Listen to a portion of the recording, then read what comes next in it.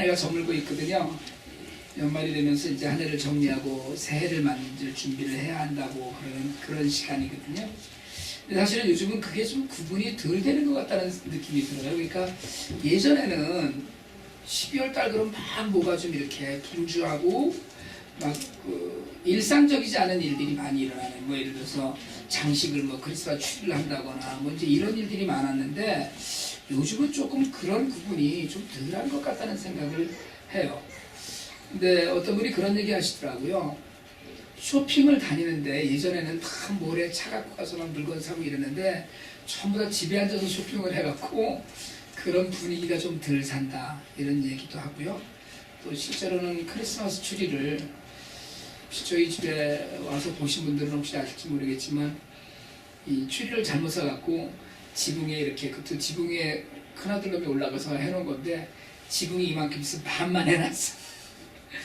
불에 밤에 불 켜놓으면 굉장히 보기 흉한 게 그런 식으로 크리스마스 추리도 사실은 예전처럼 신경 안 쓰고 그렇게 해서 그런지 어쨌든 그 연말 연시다 이런 데 대한 개념이 조금씩 좀 줄어들지 않나 이런 생각이 들어요.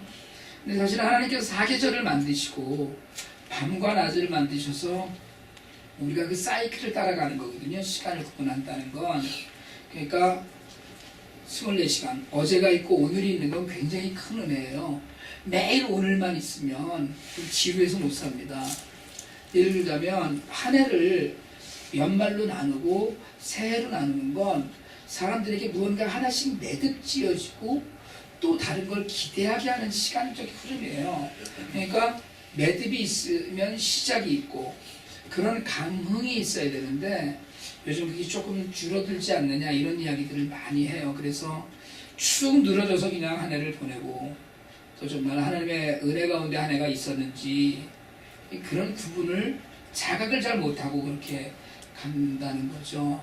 그러다 보니까 비록 어렵고 힘들어도 그리스도인으로 살아가는 것이 사실은 버거울 때가 있고, 연말연시라고 하지만 한 해의 갈림길에서 우리가 해가 가는지 새해가 오는지, 새해가 오면 무엇을 해야 되는지에 대한 그런 각오나 이런 것보다는 그냥 좀 무덤덤하게 지나가고 있는 것 아닌가 하는 그런 생각을 저도 좀 해요. 어떠셨어요? 한 해 동안? 좀 그냥 대부분 그냥 그랬어요. 이게 일반적인 대답들이 많고요. 또 뭐 어떤 분들은 심한 악몽 같은 한 해일 수도 있었을 것 같고, 새해를 생각하면 한 해는 어땠는지, 새해는 어때야 될지 이런 것에 대한 기대나 이런 것들이 있거든요. 아직도 20여일이나 남아있으니까 그냥 그렇지 뭐 이렇게 얘기하지만, 사실은 제가 송구영신 예배 때 쭉 한번 여쭤봐야 되겠다고 또 생각을 하지만, 비즈니스 하는 분들한테 물어보면, 제가 비즈니스 하는 분들과 이렇게 교류를 갖고 와서 산 지가 28년째 되거든요, 미국에서. 근데 해마다 죽을 맛이라고 그래요, 사실은. 아우, 진짜 바닥이에요. 이게 해마다 바닥이에요, 사실. 많은 분들이. 근데 사실은 바닥이라고 그러고 힘든 한 해를 보냈다고 하는데, 그런 시간들이 모여서 애들이 크고 세월이 가고 머리에 흰머리도 나고 그러는 거거든요. 그러다 보니까 어느 날 문득 살아온 날들을 돌아보게 돼요. 우리 20대 청년들이 많이 있지만 어느 순간 문득 돌아볼 날이 온다는 거예요. 그러니까 지금 굉장히 힘듭니다. 지금 굉장히 어려워요. 지금 말할 수 없이 내가 정말 이 시간이 없어졌으면 좋겠다 싶은 것들이 있는데, 그 모든 것들이 지나가더라는 거예요. 하나님이 시간을 만드셨기 때문에 그래요. 그리고 돌아볼 날이 있어요. 아무리 좋은 날의 기억도 지나가고요. 아무리 아픈 날의 기억도 지나가서 그 모든 것들이 쌓여요. 솔직하게 말씀드리자면 한 해를 돌아보면 2월 달에 뭐 하셨는지 기억나세요? 3월이나 4월은 어땠는지 혹시 생각나세요? 잘 안 날 때가 많거든요. 왜냐하면 지금 벌어지고 있는 일들 때문에 그 지금 벌어지고 있는 일들에 갇혀서 지나간 세월들이 선명하게 기억나지 않는 경우가 상당히 많습니다. 그러니까 몇 개월 전의 일들이 자꾸 잊어지는 거죠. 그런데도 불구하고 그런 시간들이 쌓여서 개인의 역사가 되고요. 일평생이 되고 나라와 민족과 세계의 역사가 됩니다. 그렇게 세월이 흘러가는데 여러분 세상 돌아가는 것을 보면서 요즘 말세라고 하는 분들이 가끔 있어요. 그런데 요즘은 말세라는 이야기를 많이 안 합니다. 저희가 어렸을 때는요. 말세야 이 소리 많이 듣고 살았어요.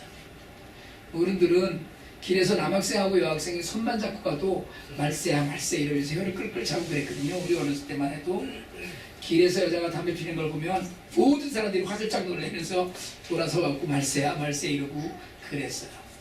그런 말세가 수도 없이 지나가고 아직도 정말 말세 같은 세상에 우리가 사는데 여러분 그렇게 시간을 보내면서 우리가 또 한 해를 보내요. 그런데 그 안에 사실은 기다림이 있어요. 여러분 예수를 믿는 건 기다리는 겁니다. 믿음은 기다리는 거예요. 믿음은 지금 누리는 게 아닙니다. 사실은 그냥 지금 누리는 걸 우리가 은혜라고 이야기해요. 믿음을 가진 사람은 기다려요. 예수님을 기다리고 종말을 기다리고 삶의 사실은 마지막을 기다립니다. 소망을 기다리고 희망을 기다려요. 다 미래거든요. 기다리는 건 미래이지 지금이 아니에요. 그 믿음은 미래를 얘기하는 거예요. 여러분 우리가 돈을 좀 더 벌어서 조금 형편이 더 나은 삶을 우리가 기다립니다. 모든 이들이 지금보다 나은 삶을 꿈꿔요. 심지어 우리는 불가능한 것도 꿈꾸면서 기다립니다. 기대하죠. 그래서 제가 전에 한번 말씀드렸었는데 가수 이효리 씨는 손석희 앵커랑 인터뷰하다가 불가능은 꿈꾸면 안 되나요? 이러고 물어서 앵커를 당황하기도 했어요. 그렇게 꿈꾸는 세상에서 크리스찬은 믿음 안에서 세워지는 소망을 품고 사는 사람들이에요. 우리는 남들이 보기에는 헛된 것을 믿는 기대하는 것 같지만 사실은 그것이 믿음 안에 있는 소망이라고 이야기하는 것들이에요. 사실 금년 한 해 어쩌면 여름 이전에는 사실은 생각해보면 몇 개월 전은 그냥 대충 기억이 나는데 여름 이전에는 예배를 어떻게 드렸는지 IT를 많이 다녀온 것 같은데 언제 갔다 왔더라? 이걸 다시 또 돌아봐야 돼요. 파일들 찾아보고 여러 차례 다녀오고 예배도 계속 드렸었는데 어떻게 예배를 드렸는지 잘 기억이 안 나요. 언제 IT를 갔었는지 뭘 했는지. 그렇게 뜨거운 여름을 보내고 사실 가을이 지나면서 많은 변화를 우리가 겪었지만 실제로는 그 변화 가운데 우리가 마음을 두고 있는 것들이 거의 없어요. 우리는 금년에 우주도 태어나고 민혁이가 말을 잘 안 들을 만큼 잘하고 서정이가 숙녀가 된 것 같은 그런 시간 보냈거든요. 모이는 장소는 좁고 작지만 우리에게는 감사한 장소에서 더위가 꺾여진 무렵부터 예배를 드리기 시작했어요. 그리고 또 이렇게 시간이 흘러서 이제 드디어 금년에도 주님을 간절한 마음으로 기다린다는 대감전을 맞습니다. 사실은요 우리가 주님을 간절히 기다리지는 않아요. 여러분 정말 주님을 정말 간절한 마음으로 사모하면서 주님을 기다리는 그 그리움 때문에 목이 메는 밤을 그렇게 보내는 시간 없습니다. 사실은 그런 크리스찬이 얼마나 되겠어요. 예수님을 기다리는 것 때문에 밤을 새우고요. 예수님을 기다리는 것 때문에 고통을 느끼는 크리스찬은 거의 없어요.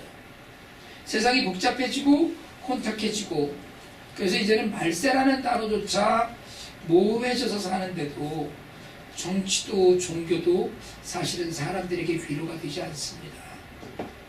2000년 전에 이스라엘이 오늘날과 똑같았어요. 오늘 우리가 읽은 본문은 그때 당시 상황이 오늘 상황과 별로 다르지 않다는 정치 종교적 상황을 보여주거든요. 성경을 한번 펴시고 오늘 읽었던 그 성경 구절의 1절 2절을 다시 한번 읽어보려고 합니다. 누가복음 3장 1절 2절을 같이 한번 한 목소리 읽어봅시다. 시작. 디베리오 황제가 통치한 지 15해 곧 본디오 빌라도가 유대인 총독으로 헤롯이 갈릴리 분봉왕으로 그 동생 빌립이 이드레와 드라고니 지방의 분봉왕으로 루사니아가 아빌레네의 분봉왕으로 안나스와 가야바가 대제사장으로 있을 때에 하나님의 말씀이 빈들에서 사가랴의 아들 요한에게 임한지라. 로마의 황제가 로마 제국을 다스리기 시작한 지 그러니까 그 전 황제가 있었지만 그게 지금 현재 황제가 다스린 지는 15년이 됐어요. 그때 정치적인 야망을 품고 있던 본디오 빌라도가 유대의 총독으로 부임해 있었습니다.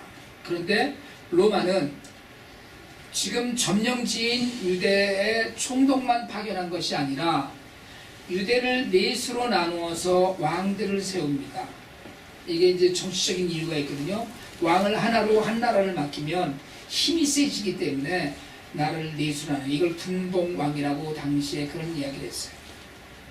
그러니까 헤롯이나 빌리나 루산이나 또는 나중에 헤롯 안티바나 이런 그 왕들이 계속 나와요. 그래서 넷으로 나눈 쪽에서요, 정치적으로 힘겨루기나 구역 다툼 같은 것들이 또는 로마의 법과 유대의 법이 서로 충돌하던 그런 혼돈 속에서 백성들이 지납니다. 근데 2절은 더 기가 막힌 내용을 담고 있어요. 안나스와 가야바가 대제사장으로 있었다고 그랬어요. 여러분, 대제사장은 한 사람이어야 됩니다. 그런데 지금 대제사장은 사실은 가야바예요. 근데 가야바의 장인 안나스가 먼저 대제사장이었어요.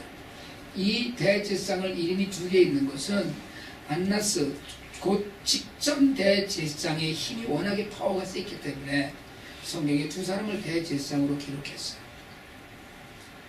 그럼 이게 무슨 얘기냐면, 담임 목사가 있는데 은퇴한 원로 목사님이 힘이 더 센 거예요. 그러니까 두 사람이 그냥 뭐 협력해서 한다고 하지만 사실은 종교 권력이 나눠져 있고, 종교 권력이 나눠져 있다 보니까 종교 집단으로 여겨지는 유대 나라 전체가 혼돈 가운데 있는 것과 다르지 않은 거예요.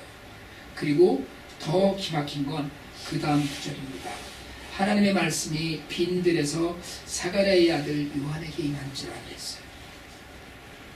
여러분, 이게 말이 안 되는 거예요. 사실은 우리가 그냥 이 3절을 안나스와 가야바가 대제사장으로 있을 때 하나님의 말씀이 빈들에서 사가랴의 아들 요한에게 임하니라라고 우리가 그냥 이렇게 성경을 읽고서 쭉 읽고 지나가지만 이게 가슴에 턱 걸리는 성경 구절이에요. 사실은. 왜냐하면 정통교회가 있어요. 하나님께 매일 예배를 드리고 있는 성전이 있습니다. 엄청나게 잘 지어진 대제사장이 두 분이나 있어요. 여러분, 30년 전에 요한의 아들 아버지 사가랴도 그 직무를 1년 동안 했지만 대제사장이 있는 하나님의 성전에서 대제사장에게 하나님의 말씀이 임하지 않고 빈들에 나가 있는 아무것도 없는 광야에 있는 요한에게 하나님의 말씀이 임하셨다는 거예요. 하나님이 하실 말씀이 있으시면 담임 목사나 장로에게 하시면 돼요. 그런데 하나님이 담임 목사나 장로에게가 아니고 가나안 성도가 돼서 교회에 지금 나가지도 못하고 있는, 그저 하나님 한 분만 신실하게 바라보고 울부짖고 있는 요한에게 지금 하나님의 말씀이 전해졌어요. 지금 세례 요한은 아무것도 아닙니다. 물론 레위 족속이고 그 하나님이 결정을 하셔서 레위 족속의 24 제사장 족속 중에 8번째에 해당하는 가문이에요. 아버지 사가랴가 그 가문으로 쭉 내려와서 제사장을 직분을 했어요. 근데 요한은 무슨 랍비나 집안에서 사사를 받고 교육받은 그런 종교 지도자가 지금 아닙니다. 예수님보다 6개월 먼저 태어났어요. 그의 출생 기사가 누가복음에 기록된 것 외에는 기성 종교 권력도 아니고 정통 종교 지도자도 아닙니다. 신학교를 정말 정통으로 인정하는 랍비에게서 배운 것도 아니고, 그리고 출신 내경이나 가문이 번듯한 것도 아니었어요. 그냥 빈들에서 거친 광야에서 거친 음식을 먹고 살았어요. 그런 요한에게 하나님의 말씀이 임했습니다. 오늘 이 본문을 보면서 우리가 첫 번째로는 두 가지 교훈을 좀 얻기를 원합니다. 먼저는 요한의 30년 세월이에요. 예수님도 똑같습니다. 성경은 예수님의 출생을 기록했어요. 요한의 출생도 기록되어 있습니다. 그리고 성경은 예수님이 12살 때 성전에서 부모님 속삭인 것을 기록하고 난 것 이외에는 예수님과 요한에 대해서 침묵해요. 아무런 기록이 없습니다. 세상은 예수님이 15살 되던 해에 디베르 황제가 즉위하고, 그리고 그 이후에 본디오 빌라도가 총독으로 부임을 하고 나라가 넷으로 쪼개져서 그 각각의 왕들이 세워지는 그런 혼란과 억압의 시대가 왔는데 하나님은 30년 동안 아무 말씀이 없으셨어요. 요한과 예수님의 시간을 30년을 끄셨어요. 그리고 3년을 사역하게 하시는 그건 예수님 이야기예요. 요한은 그보다 짧은 세계를 사역하고 죽습니다. 쉽게 얘기하자면 30년을 하나님 기다리시고 훈련시키시고 그 30년을 기다리신 후에 3년 써먹고 끝내셨어요. 하나님의 때가 있다는 거예요. 우리는 여러분 평생을 써먹으려고 초단기 코스의 학원을 찾아요. 우리는 그렇게 나가. 우리는 그냥 잠시 우리가 배웠던 것을 갖고 평생을 살려고 해요. 세상에 무슨 일을 벌리고 대통령이 어떻고 난민이 어떻고 기아가 어떻고 전쟁이 어떻고 별별 일들이 다 벌어지더라도 하나님의 때를 기다리는 사람들은 따로 있다는 거예요. 여러분 하나님은 하나님의 때에 일하십니다. 하나님의 때를 기다리는 믿음이 우리에게 있어야 돼요. 우리는 우리의 시간표를 정해놓고 우리의 계획과 우리의 목표를 딱 정해놓고 그 시간표에 그 일이 이루어지기를 정말 간절히 소망해요. 그런데 하나님은 때로는 그 일을 그 시간에 전혀 아무 얘기도 안 하시고 침묵하고 계셔요. 긴 훈련의 기간 동안 세례 요한은 광야에서 아무것도 없는 빈 들을 지켰어요. 그리고 하나님의 때에 하나님의 말씀을 들어요. 여러분 오늘날 우리가 계획하고 우리가 생각하는 우리 삶의 모든 것들 가운데 하나님의 때에 하나님의 뜻이 이루어지는 역사가 있는지를 돌아보는 믿음이 있기를 원합니다. 믿음은 기다리며 하나님의 때를 기다리는 것입니다. 두 번째로 하나님께서는 학벌과 인맥과 출신을 따지지 않으셨어요. 우리는 진리를 앞세워서 교단과 출신 지역과 출신 학교와 학위를 따집니다. 그런 얘기 아직 인터넷에 너무나 많이 떠도는 이야기인데 베드로와 바울은 요즘 교회에 담임 목사로 지원할 자격이 없다는 거예요. 그러니까 담임 목사 청빙합니다라고 공고하면 그 공고에서 이야기하는 자격에 베드로와 바울은 지원 자격이 되지 않아요. 너무나 많은 걸 찾는 거예요. 모든 교회가 목사님이 박사학위 정도는 있어야 되지 않나? 저를 가르치신 제가 지난번에 노스페 결혼나이를 찾아냈던 선생님 목사님이 저한테 그런 얘기 하셨어요. 박사 절대로 하지 말아요. 목회가 소명이라면 박사하지 말아요. 박사하면 성도들이 눈에 안 찬다는 거예요. 여러분 교회는 목사의 수준을 뛰어넘을 수 있어야 됩니다. 그렇지 않으면 목사의 수준을 뛰어넘지 못하면 성도들의 신앙에 진보가 이루어지지 않아요. 그러니까 목사가 인도하는 것만큼만이면 그건 진보가 이루어질 수 없습니다. 하나님은 거룩한 의복을 갖추고 매일 제사를 드리는 레위인과 제사장들이 숱하게 있고 대제사장도 둘이나 있는데 광야에서 메뚜기 잡아먹고 사는 요한에게 말씀하셔요. 혹시 이 다음에 여러분들이 이제 신앙생활을 계속해서 교회 공동체를 계속 지키고 있으면서 담임 목사를 청빙하게 되는 일이 생기면 목회 비전이나 배경이나 이런 것들을 돌보지 마시고 그 목사님이 중요하게 여기는 가치가 무엇인지 그 안에 하나님의 말씀이 살아있는가를 살피는 그런 지혜가 있으시길 바랍니다. 지금이야 제가 개척했으니까 이런저런 얘기 못하고 계시더라도 이 다음에 혹시 그게 정말 필요해요. 하나님은 처음부터 제사장들을 외면한 것이 아니었어요. 하나님이 세우신 거예요. 레위인들을 레위 족속을 제사장으로 택하신 건 아무 이유 없는데 그냥 하나님이 세우신 거예요. 꺼지지 않는 제사를 원하셨어요. 거룩한 직분을 수행하라고 하셨어요. 물론 혈통으로 보면 요한도 레위 족속이고 제사장의 가문이었지만 그 자손이었지만 하나님은 넓은 주차장에 높은 빌딩에 셀 수도 없는 찬양대와 엄청난 최신 설비를 갖춘 그런 예배가 아니라 광야에 임하셨어요. 광야에 임하셨어요. 대놓고 이런 얘기를 좀 해서 너무나 죄송하지만 조영기 목사님이 처음에 천막교회를 할 때 성경에 놀라운 역사가 일어났어요. 여의도에 빌딩을 세우고 70만이 넘는 성도들을 갖고 있으면서 수백억 수천억 횡령하는 건 눈 하나 깜빡 안 하고 해요. LA에도 부동산을 뭐 엄청나게 샀다고 요즘 뉴스에 엄청나게 떠들고 있어요.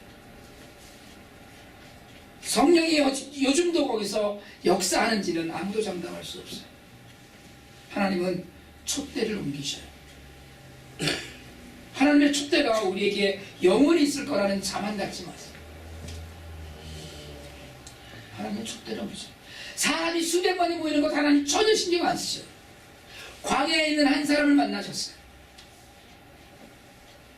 여러분, 처음부터는 그랬던 건 아니지만 성령의 능력을 자랑하던 자들이 부패했을 때 그들을 외면하셨어요. 그리고 아무것도 없는 빈들의 선지자를 택하셨어요.